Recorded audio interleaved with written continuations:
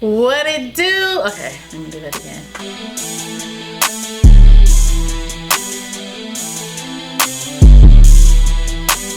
What it do? Michaela here again for number 4. I don't know how long I'm gonna do this countdown, but I'm just super excited that, and I keep saying I'm super excited, but I am. I'm glad that I'm doing this finally. Anyway, welcome to my channel, to my podcast, because I am working 2 things at once. But welcome if this is your first time here, and if you've been here before, glad to see you again. I see you. But we are here in the month of January again, just doing it, breaking those chains and that burden of perfectionism, throwing it away, getting over it, getting over ourselves and this idea that we cannot do anything unless it is just right and it is just perfect. And I hope those of you who have been along this journey with me are really getting out of your shell and just, you know, getting out there and just doing it. I'm so excited to hear the testimony, so to speak, or just people saying like how they've been just doing it. And let me just say, it's not just people that are listening to this. It seems like that's the theme this year. Like, I don't know, something is in the air where 2022 people who struggle with perfectionism are really just speaking out like, I can't do this anymore, because it holds us back.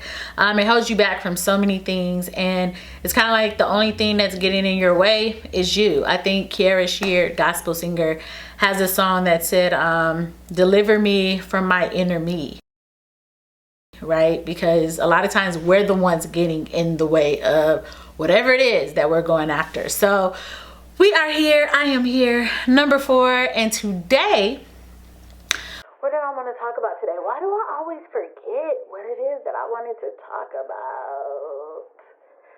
All right, so today we are going to talk about like how we always keep asking for things and we know the answer. Okay, so let me give a little backstory, because this is what I do.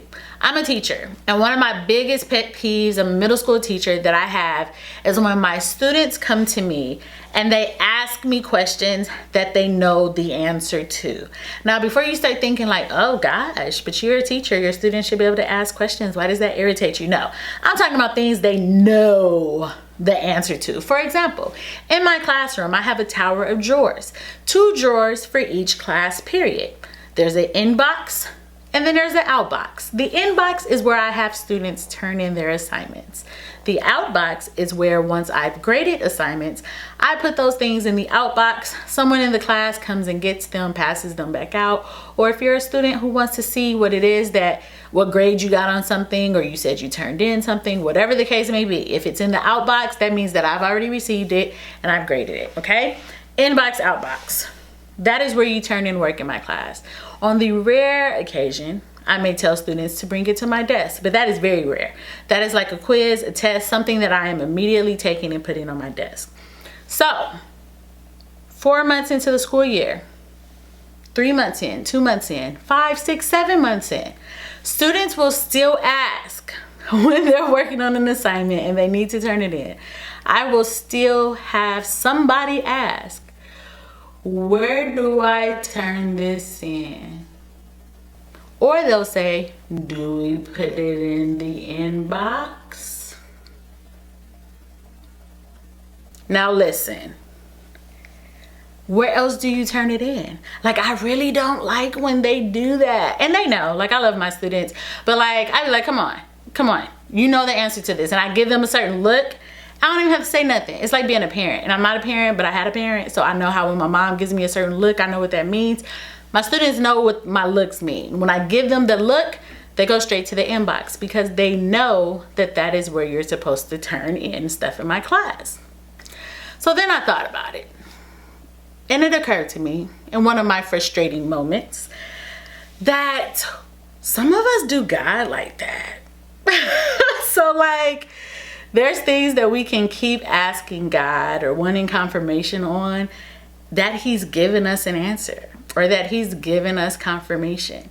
And we've been clear about it when we've received it. But then we still ask. So God, is this the person I'm supposed to be with? You know, is this the job I'm supposed to be on? Should I buy this house, right? There's all kinds of things that we get confirmation from when we go to God initially, and then we keep asking him the same thing over and over. And what if God is like me? What if he's like me with my students and he's like, why do you keep asking me this? I've already given you an answer. So yeah, very human moment, very humbling moment, rather, I should say, because I realized that I do that. Okay, so today I want you to think about that thing that you know, no doubt in your mind, you know God has given you an answer. You've gotten confirmation. You have received a yes, a no, a let it go, a stay, a work it out, whatever it is, whatever that message is, you have received it. Go with that. You know the answer. You don't need to ask. You do not need to continue to ask, okay? So that's it for today. Stop asking questions that you know the answer to. Just do it. Go with the answer that you received and do that. All right, until next time. Oh, make sure you guys follow, subscribe, all that stuff at Michaela Care, Moments in Mercy podcast with Michaela, and I will see you all until next time.